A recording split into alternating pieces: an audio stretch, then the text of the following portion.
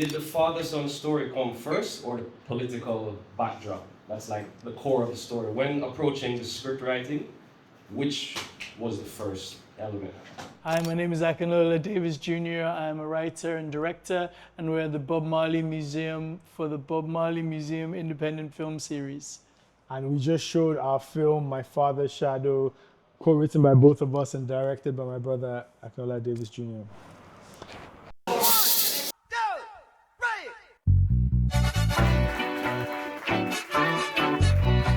Everybody should watch My Father's Shadow because it deals with universal themes about family, about fatherhood, about nationhood, brotherhood, the promise of relationships, the promise of family, and sort of the hope of a nation as well. A lot of like my parents' generation, when they saw the film, it's actually their first time seeing this moment that they went through, this, I would say, national trauma that they went through on screen. You know, so a lot of them were very like grateful and you know, a lot of their memories were triggered by that time as well. You know, my aim is that it reaches young filmmakers and that inspires them to tell their own stories, to look into their families, look into their nation, look into their communities and tell stories about that. And hopefully as well, maybe it might reach some leaders and make them think that what they're doing is madness and want to actually do better for their people as well.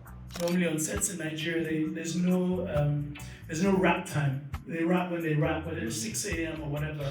And for us, it was very important that like we showed them the level at which they should be treated as artists, you know, whether or not we made our days or not, and we made our days, but whether or not we made our days, we wanted to show them that, like, you know, it's important for them to be treated with a certain level of dignity, and even encouraging them now to like unionize, to go against any sort of like negative exploitative practices that they may find. Because I think celluloid 16mm is the most beautiful format.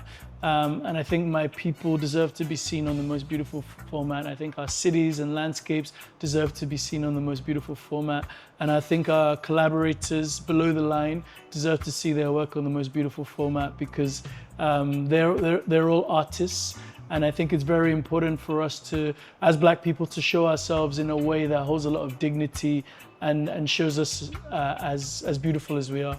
In the story already, it shows a lot of depth and nuance in the characters, which we don't normally get on screen, especially the way they portray Africans in Hollywood.